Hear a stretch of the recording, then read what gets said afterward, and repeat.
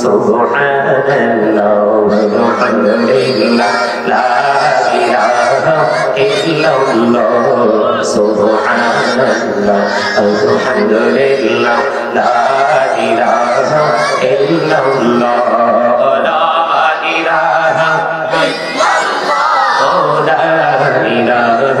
illallah subhanallah alhamdulillah la ilaha illallah la ilaha illallah নবী আমার নহরে ফটল জগৎ করলে অজানা নবী আমার নহরে ফটল জগৎ করলে অজানা রাজহাসরে তরবীর দিনে উম্মতের ফাইসালা সুবহানাল্লাহ আলহামদুলিল্লাহ লা ইলাহা illallah subhanallah alhamdulillah la ilaha illallah la ilaha illallah la ilaha illallah subhanallah mohabbat illallah la ilaha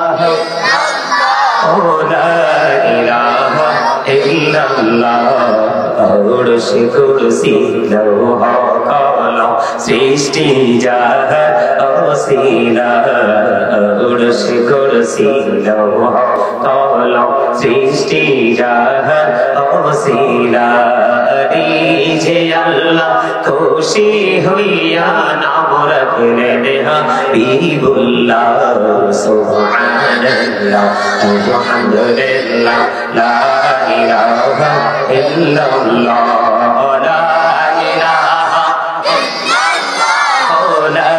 ilaha illallah নামের সাথে নামে সাইয়া যারে আল্লাহ পাঠাইলা নামের সাথে নামে সাইয়া যারে আল্লাহ পাঠাইলা দিছে আল্লাহ দোস্ত বলে তাহার প্রেমে মৌজিলা সুবহানাল্লাহ আলহামদুলিল্লাহ লা ইলাহা illallah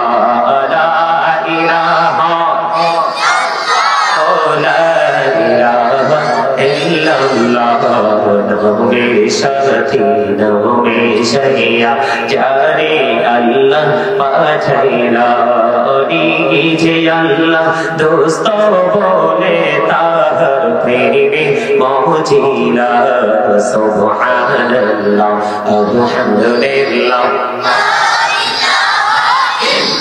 লা ইলাহা illallah la ilaha illallah শাহাদাতের বাণী ঠোঁটে আসিলেন কামড়ি মোলা আমাকে ফুটিল রবি নূরে মিন রে আলা সুবহানাল্লাহ আলহামদুলিল্লাহ লা ইলাহা illallah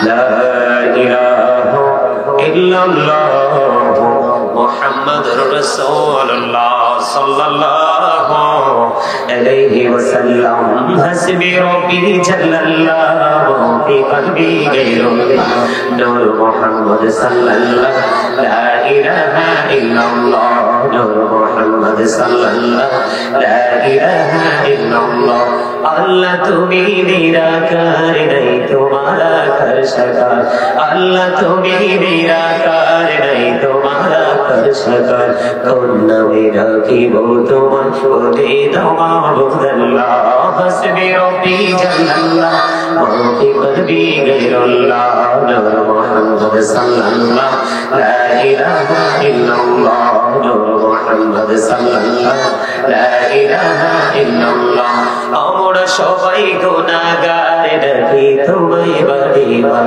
আমরা সবাই গুনাহগার ডাকি তোমায় বারবার দয়ার নবীর ওসিলা পার করো হাসর বেলা হাসবি রব্বি জাল্লাল্লাহ নূর মুহাম্মদ সাল্লাল্লাহ লা ইলাহা ইল্লাল্লাহ নূর মুহাম্মদ সাল্লাল্লাহ লা ইলাহা ইল্লাল্লাহ মুহাম্মাদুর রাসূলুল্লাহ সাল্লাল্লাহু আলাইহি ওয়াসাল্লাম জোরে জোরে বলেন আলহামদুলিল্লাহ। উপস্থিত উলামায়ে কেরাম, আমন্ত্রিত অতিথিবৃন্দ, দাড়িপাকা আমার মুরব্বী বাবারা, যুবক ভাইরা, পর্দানিশী আমার মা বোনেরা, বিশেষ করে আজকে বাড়িঘর উত্তরপাড়া জামে মসজিদের উদ্যোগে ৩৮তম বার্ষিক তাফসীরুল কোরআন মাহফিলের আয়োজন করা হয়েছে। এই মাহফিলে যারা টাকা দিয়ে পয়সা দিয়ে অর্থ দিয়ে বুদ্ধি দিয়ে শ্রম দিয়ে সার্বিক সহযোগিতার মাধ্যমে আজকের এই জান্নাতের বাগানকে যারা সাজিয়েছে, মাহফিল কিন্তু 2 দিন ব্যাপী, তাই না? আজকে সমাপনী দিন, তার মানে শেষের দিন, অত্যন্ত চমৎকার এক রাত। আলহামদুলিল্লাহ বলে। এই সমাপনী দিনে লাইলাতুল বরাতের রজনীতে, আজকের দিনটা আজকে রাত্রটা লাইলাতুল বরাতের রাত। কালকে রাত কিন্তু বরাতের রাত না, কালকে মাগরিব পর্যন্ত বরাত পর্যন্ত সময় আছে। তো আজকে এই 2 দিন ব্যাপী মাহফিলটা যারা টাকা দিয়ে পয়সা দিয়ে অর্থ দিয়ে বুদ্ধি দিয়ে শ্রম দিয়ে সার্বিক সহযোগিতার মাধ্যমে এবং আপনারা যারা দূর দূরান্ত থেকে এসেছেন, আপনারা উপস্থিত হয়ে আজকের মাহফিলের সৌন্দর্য বৃদ্ধি করেছেন, সকলের প্রতি আমার আন্তরিক সালাম। আসসালামু আলাইকুম ওয়া রাহমাতুল্লাহি ওয়া বারাকাতুহু। সম্মানিত উপস্থিতি, একটু লম্বা হয়েছে জিকিরটা, তাই না? হ্যাঁ, ভালো লাগছে? কার কার কাছে ভালো লাগছে হাত তোলেন তো। মিছা কথা কইেন না কিন্তু, আমি কিন্তু সবার চেহারা চাইছি। জিকির যার ভালো লাগছে তার চেহারাও কিন্তু আমি দেখছি, যার ভালো লাগছে না তার চেহারাটাও কিন্তু আমি দেখছি। হাত নামান আরো জোরে। আজকে জিকির করেছি কেন জানেন? বললাম না একটু ব্যতিক্রম ভাবে শুরু করবো, তার কারণ আজকের রাত হলো জিকিরের রাত, আজকের রাত হলো কোরআন তেলাওয়াতের রাত, আজকের রাত হলো নফল ইবাদত করার রাত, আজকের রাত হলো কিতাব প্রমাণ করেছে, আজকের রাত হলো ওয়াজ নসিহতের রাত। সুবহানাল্লাহ বলবেন না? আরো জোরে। এই মানে গাড়িতে উঠবো তখনও একটু ভালো করে কিতাবটা দেখে তারপরে নামছি, গাড়িতে উঠছি। বিশ্বাস করেন আপনারা?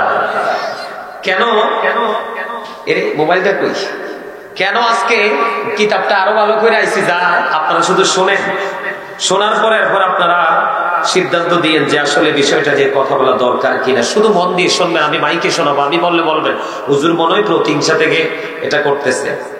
শুরুতে শোনাই, কারণ পরে ওয়াজে ঢুকলে আর মজাটা নষ্ট হয়ে যাবে। শোনেন আজকে কেন এই কাজটা করছি।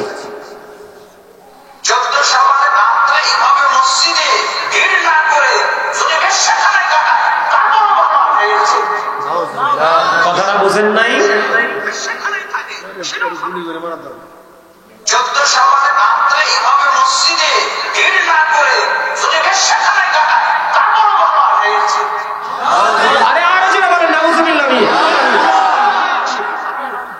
এটা কি কুকুরের বাচ্চার চেয়ে খারাপ না? প্রাণী জগতের মধ্যে সবচেয়ে নিকৃষ্ট প্রাণী হলো কুকুর। এই কুকুরকে শয়তানের থুতু থেকে সৃষ্টি করা হয়েছে। এই বদমাইশের নাম কি? আখতারুজ্জামান। আখতারুজ্জামান। আপনারা আহলে হাদিস নামক কুলাঙ্গারদের নাম শোনেন নাই? এটা হচ্ছে এই কুলাঙ্গারদের একজন আখতারুজ্জামান। সে নাকি বড় শায়েখ। কি কইছে শুনছেন? এখন আমি যদি বলতাম তাহলে আপনারা মনে করতেন আরে হুজুর মনে হয় প্রতিহিংসা থেকে বলছে। এই পাইছেন শবে বরাতের রাত্রিতে মসজিদে গিয়ে ইবাদত করার চাইতে নাকি বেশ্যাখানা পতিতালয় অনেক ভালো।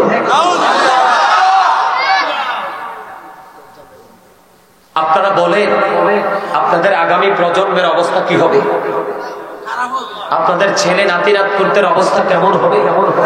এই জন্য আজকে বারবার শুধু আমার একটা হাদিস মনে পড়ছে। কয়টা? একটা হাদিস শুধু আমার হৃদয়ে বারবার শুধু আমাকে টাচ করছে, একটা রাসূলের পবিত্র হাদিস মুবারক। আমার রাসূল বলেছেন, আবতিবু আওলাদাকুম আলা সালাতি খিসালিন হুব্বি নাবিকুম ওয়া হুব্বি আহলি বাইতিহি ওয়া আলা কিরাতিল কুরআন। রাসূল বলেছেন, তোমরা তোমাদের সন্তানদেরকে তিনটি বিষয় শিখাও। কয়টি? আরে যারা বলেন, আল্লাহ রাসূল বলেছেন, হুব্বি নাবিকুম it's the love of the prophet. তোমরা তোমাদের সন্তানদেরকে নবীর ভালোবাসা শেখাও, প্রেম শেখাও, কারণ নবীর প্রেমের মধ্যে রয়েছে সকল সহি নিদর্শন। আমার কথা বুঝেন নাই? নবীর প্রেম মানেই তো নবীকে গ্রহণ করা। এই বছর আপনাদের এখানে আমি আইছি কয় বছর? এই মেম্বার সাহেব, কয় বছর? এই বছর 3 বছর। তা আমারে ভালোবাসতেন দেখেই তো দাওয়াত দিছেন, হ্যাঁ না ভুল বলছি? যদি ঘৃণা থাকতো ডাক দিতেন আমাকে? তো ভালোবাসা মানেটা কি? আমার চেহারা নাকি আমার আলোচনা, আমার বক্তব্য? এটাই তো বাস্তবতা, তাই না? আমি কিন্তু আপনাকে ভালোবাসবো না, আপনার গুণকে ভালোবাসবো। আমি আপনার জন্য কাঁদবো না, কাঁদবো আপনার গুণের জন্য। কেমনে জানি একটা শুনলু কয়, পানে তো স্বাদ লাগে না, স্বাদ লাগে। কোরআন এবং হাদিস অর্থ কিন্তু একটাই। অর্থ কি? কথা বলেন না কেন? সাবান আসেনি? আরে সাবান শব্দটা আসেনি? আছে। এটা কি পৃথিবীর কারো বানানোর কোনো ক্ষমতা আছে? কথা বলেন না আছে? আরো জোরে বলেন আছে? আবার দেখবেন কিছু কাঠমোল্লা বেরিয়েছে, দাওয়াত সমাজ নাই, ভাইরাল হওয়ার জন্য উল্টা পাল্টা কথা বলে। এরা বলে কবর জিয়ারত নাকি বিদআত। কবর জিয়ারত কি? ছোট্ট করে বন্ধু আমি শুরুটা করবো, আপনাদের এক সামনে তুলে ধরবো, একটু হৃদয় খুলে শুনবেন, বেশি আলোচনা করবো না। তবে যদি আপনারা শুনতে চান আমার সাধ্য মতো করবো। রাজি আছেন তো সবাই? বন্ধুরে আমার আপনার প্রাণের নবী আসার আগে পৃথিবীতে বিচরণ করেছিলেন ঈসা রূহুল্লাহ, যার বাবা নাই রে। বাবা ছাড়া জিবরাইল আসলেন পৃথিবীর বুকে, মা মরিয়মের দিকে তাকাইয়া ফু দিলেন। এই ফু মা মরিয়মের স্তনে ঠাঁই নিল। সময় মতো ঈসা রূহুল্লাহ পৃথিবীতে কদমটা বাড়িয়ে দেয়। একটুখানি যদি ওনার মুজিজা না বলি আপনারা ওনার শানটা বুঝবেন না বন্ধু। উনি এমন একজন পাওয়ারফুল নবী ছিলেন। একদিন ওনার সঙ্গীরা বকরি খাইতে চাইলেন, মেষ খাইতে চাইলেন। চাওয়ার পরে আবার বললেন, অনুমতি নিয়ে মেষ খাইলেন। কিন্তু আল্লাহ নবী ঈসা বলেছেন, তোমরা মেষ খাওয়ার পরে হাড় আর চামড়াগুলো বিচ্ছিন্ন করিও না, হাড় আর চামড়াগুলো তোমরা এক জায়গায় রাখো। বন্ধু, আজকের এই পবিত্র রজনীর ফজিলত বোঝানোর জন্য বন্ধু বলছি। এবার কি করলেন? উনি এমন একজন নবী ছিলেন, খাওয়া টাওয়া সব শেষ হলো, চামড়া এবং হাড় গুলো একত্রিত। আল্লাহর নবী ঈসা রূহুল্লাহর হাতের আশাটা দিয়ে একটা টাচ করলেন। টাচ করে বলে, যা যা তোর পালে চলে যা। বন্ধু, আপনি কিন্তু গোশত খেয়ে শেষ করে ফেলেছেন, চামড়া এবং হাড় থেকে ও বন্ধু আবার পরিপূর্ণ বেশ হয়ে জিন্দা বেশ পালে চলে যা। এগুলো হলো আল্লাহ নবীদের মুজিজা, যেটা আপনার আমার জীবনে আমাদের পক্ষে সম্ভব নয় বন্ধু। আল্লাহ নবী ঈসা রূহুল্লাহ বরাতের ফজিলত সম্পর্কে বলার জন্য বলছি। তিনি আল্লাহর কাছে বললেন, আল্লাহ গো, এই জামানায় আমার চেয়ে বড় বুজুর্গ আর কেউ আছে কি? বুঝবেন কিন্তু ঈসা নবী আল্লাহর কাছে দরখাস্ত করলেন, আল্লাহ গো, এই জামানায় আমার চেয়ে বড় বুজুর্গ, আমার চেয়ে বড় আল্লাহওয়ালা আসেনি।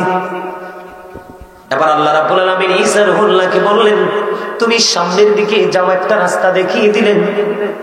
যখন রাস্তা দেখিয়ে দিলেন, রাস্তা পথে বন্ধু তিনি চলতে শুরু করলেন। চলতে চলতে চলতে চলতে প্রতিমধ্যে হঠাৎ করে তিনি দেখতে পাইলেন রাস্তার মধ্যখানে একবারে সাদা একটা বড় পাথর। আল্লাহু আকবার বলেন। আল্লাহর নবী সারহুল্লাহ একটু আশ্চর্য হয়ে গেলেন। মালিকের অর্ডার নিয়ে তো রাস্তা পথে চলতে শুরু করলাম, কিন্তু কেন গো রাস্তার মধ্যখানে এত বড় সাদা একটা পাথর দেখা যায়? এবার তিনি আশ্চর্য হয়ে গেলেন, চিন্তিত হয়ে গেলেন। আল্লাহ রাব্বুল আলামিন গায়েব থেকে আওয়াজ দিলেন, আল্লাহ জানিয়ে দিলেন, ও আল্লাহর নবী, আল্লাহ রাব্বুল আলামিন বলতেছে, ঈসা রে, তোমার হাতে যে আশা আছে, লাঠি আছে, এই লাঠি দিয়ে তুমি পাথরটার মধ্যে একটু আঘাত করো। ঈসা নবী তো কাজ করবে, সফল করার মালিক কে? আল্লাহ নবীকে পাওয়ার দিছে কে? ওনাকে আল্লাহর মনোনীত করেছে কে? 1,24,000 নবী রাসূলের মধ্যে 8 জন নবীকে আল্লাহ রাব্বুল আলামিন নিজে থেকে স্বর্গীয় উপাধি দিয়েছেন। এর মধ্যে একজন হলো ঈসা রূহুল্লাহ। যিশু ইজ দ্য স্পিরিট অফ আল্লাহ। জোরে জোরে কন্না সুবহানাল্লাহ। আর জোরে আল্লাহ নিজে দিয়েছেন এই উপাধিটা, এই মর্যাদাটা আল্লাহ নিজে দিয়েছেন। এবার আল্লাহর নবী ঈসা রূহুল্লাহ কে করলেন বন্ধু, চলে গেল। আল্লাহর অর্ডার পেয়ে পাথরের মধ্যে আঘাত করলো। আঘাত করতে দেরি রে, পাথরটা ফাইটা দুইটা টুকরো হতে দেরি হলো না। ও বাড়িকোটা উত্তর পাড়ার মানুষ, আমার ভাই, আমার বাবারা, আমি বিশেষ করে আমার মা বোনদেরকে বলবো গো, আজকের রাত হলো ক্ষমার রাত। ও মা, আমার নবী যখন মেরাজে গেলেন, জান্নাত জাহান্নাম দুটোই কিন্তু দেখলেন। জাহান্নামের দিকে আমার নবী তাকায়া দেখলো, জাহান্নামের মধ্যে শুধু বড় লোক আর মহিলা বেশি। নাউযুবিল্লাহ বলেন না। শুধু ধনী ধনী মানুষ আর মহিলা বন্ধু জাহান্নামে ভরপুর। আমার নবী যখন জান্নাতের দিকে নজর দিয়ে চায়া দেখলেন, জান্নাতের মধ্যে চায়া দেখলো, জান্নাতের মধ্যে শুধু গরিব মানুষ আর পুরুষ লোক। এই জন্য মা বোনদেরকে বলেছে, একটু হৃদয় উজাড় করে তোমরা শোনো, আজকের রাত হলো আল্লাহ রাব্বুল আলামিন আজকের রাত্রিতে ক্ষমা করবে, ক্ষমার রাতে। আজকের রাত হলো আল্লাহর কাছে আমল পৌঁছার রাত। বন্ধু বানিয়ে বানিয়ে বলছি না, হাদিস শরীফ থেকে কালেক্ট করেছে বন্ধু। আপনারা দেখবেন মিলাদ কিয়াম নিয়ে যারা বন্ধু বিরোধিতা করে, তাদের মধ্যেও এখনো তারা এত বছর উল্টা পাল্টা বলেছে। এই বছর অনেকেই পজিটিভ বক্তব্য দিচ্ছে বরাত নিয়ে। জোরে জোরে বলেন না সুবহানাল্লাহ, আর জোরে বলেন না সুবহানাল্লাহ। বন্ধু, এই রাত্রি ক্ষমার রাত, এই রাত্রি আল্লাহর দরবারে তোমার আমল কবুল করার, প্রেজেন্ট করার রাত। আমরা চাইবো আজকের এই আমল যেন আল্লাহর দরবারে কবুল হয়। মেম্বার সাহেব আমাকে ফোন দিলেন, হুজুর এই রাত তো বরাতের রাত পড়ে গেছে। আমি কই কোনো টেনশন করবেন না, এটা ওই বাড়িকোটা উত্তরপাড়া বাসীর জন্য বড় একটা খুশনসিব। কথা বলেন না কেন? মানুষ চাইলেও এমন বাগান সাজাতে পারে না। আপনার আবার মনের অজান্তেই বরাত পড়েছে এই মাহফিলের দিন। সুবহানাল্লাহ। আল্লাহর নবী সারহুল্লাহ 38 বছরে দুইবার এই তো 38 বছরের মধ্যে দুইবার, এই বছর নাকি সেকেন্ড টাইম। আলহামদুলিল্লাহ বলেন না, আরো জোরে বলেন না। বন্ধুরে আমার, এবার কি করলেন আল্লাহর নবী সারহুল্লাহ? পাথরটাতে আঘাত করলো, পাথরটা দুইটা টুকরো হয়ে গেল। টুকরা যখন হয়ে গেল, এবার চাইয়া দেখে রে, এই পাথরের মধ্যে পকেটে ঢুকা। সব জায়গায় দেখি কালা মানুষ বালা, এনে দেখি কালা মানুষ একটু দুষ্ট। পকেটে ঢুকা, পকেটে ঢুকা। হ্যাঁ, অবশ্যই stop your mouth everybody, you listening my lecture very attentively. অন্যথায় I say go to your seat, out of sight. ডাক্তার সাহেব কি বলেন? কথা বলেন না কেন? দুষ্ট গরুর চাইতে শূন্য গোয়াল অনেক ভালো না? কথা বলেন না কেন? হ্যাঁ, যেই গাভী দুধ দিবে না বাচ্চা দিবে, আমার দুধও লাগবে বাচ্চাও লাগবে। কথা বলেন না কেন? আমার দুনিয়াও লাগবে, আখেরাতও লাগবে, আমার দেহের খোরাকও লাগবে, রুহের খোরাকও লাগবে। তুমি সারা জীবন তো দেহের খোরাক যোগাও, আজকেরই বাগান হলো তোমার রুহের খোরাক। রুহের খোরাকের বাজার এবং আখেরাতের বাজার করার জায়গা হলো এটা। বুঝেন আমার কথা? একদম সোজা সোজা কথা। জি, এল্লাই তো দমকটা দিছি দাদা, দেখছো নি? হ্যাঁ, এবার দেখো, এই দেখো, এই জন্য আমি বলি মুরব্বীদের অন্তর হলো আল্লাহ রাসূলের প্রেম ভালোবাসায় ভরা। বর্তমান প্রজন্মের ম্যাক্সিমাম যুবক যুবতীদের অন্তর হিংসা, নোংরামি আর ইহুদি সংস্কৃতিতে ভরা। আমার কথায় আপনাদের মনোযোগ নাই, যদি থাকতো তাহলে ঠিকটা অনেক উঁচু হতো। আপনি বলেন, আগের যুগের মুরব্বীদের মধ্যে যে নমনীয়তা ছিল, ভদ্রতা ছিল, প্রীতি ছিল, এখনকার ছেলেদের মধ্যে কি আছে? আরো যারা বলেন। গত পরশু দিনে আমি বাড়িতে গেলাম, জুমার দিন না শান্ত, গত জুমার দিনে আমি গেছি আমার গ্রামের বাড়িতে। আমি একটা খুব দৃষ্টিনন্দন একটা মসজিদ আল্লাহ আমাকে দিয়ে, আমি গোলামকে দিয়ে গোলামি করেছি, দেখছেন কিনা জানি না। সহজে বাংলাদেশে না, আল্লাহ তো বিভিন্ন দেশও ঘুরাইছে। আমি কোথাও এত সুন্দর, এত দৃষ্টিনন্দন মসজিদ আমি কোথাও দেখিনি। আমি অদম গুনাহগার, মাত্র 5.5 মাসে মসজিদ শুরু এবং শেষ করেছি। সবচেয়ে মজার বিষয়টা হলো, মসজিদটা ছিল পাঞ্জেকানা, চালু করছি জুমা জানুয়ারির 5 তারিখে, এবং যিনি খতিব ওনাকে রেখেছি প্রতি মাসে। যেই খতিবের যে অনারিয়ামটা, তার মানে হাদিয়াটা, এটা আমি প্রতি মাসে দেই, অলরেডি জানুয়ারিতে দিয়ে দিয়েছি। ওমা আলহামদুলিল্লাহ কন্যা, আরে জোরে আলহামদুলিল্লাহ। তো জিকির আজকের রাতে এটা কোন লাগবে বেশি করে, ঠিক না? আমার কয়েকটা স্বাস্থ্য ভাই যে 2টা হাসি দিছে, আর 15টা ঠান্ডা হয়ে গেছে।